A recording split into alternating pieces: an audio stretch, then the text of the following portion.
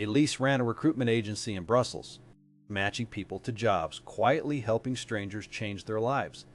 Every candidate, every application, every hopeful CV came through the website her small team relied on. Like every agency, they had bolted on the normal tools. Analytics to see where candidates came from. A pixel for the job ads.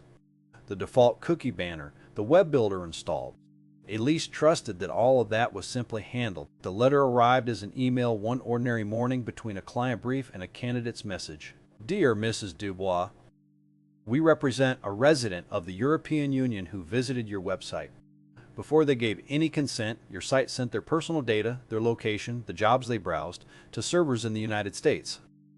Under Europe's privacy law, the letter said, transferring people's data like that without a lawful basis is illegal. It named the culprits. Analytics that phoned home before consent.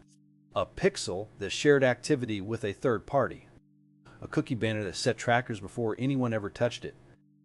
The fines, it warned, can reach 20 million euros or 4% of annual turnover. Cease it and confirm the fix within 30 days, or a formal complaint goes to the supervisory authority. Elise felt sick.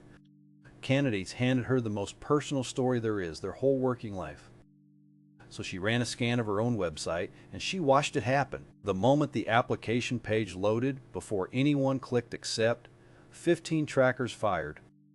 One was replaying the application form, capturing the names, the current employers, the details people typed while quietly job hunting, copied across the ocean to companies she had never chosen. That was the part that horrified her.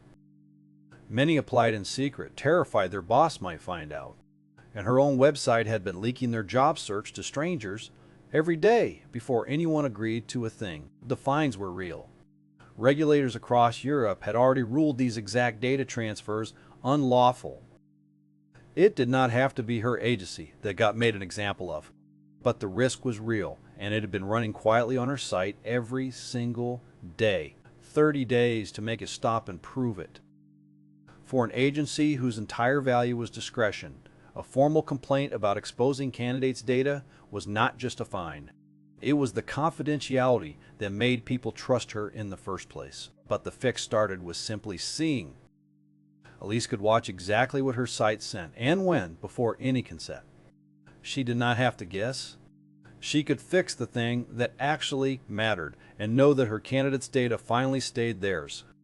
Right up until the day she finally looked. Don't let this be your story. Forensic Consent. See what your site sends before consent for free at ForensicConsent.com. Check the description for more information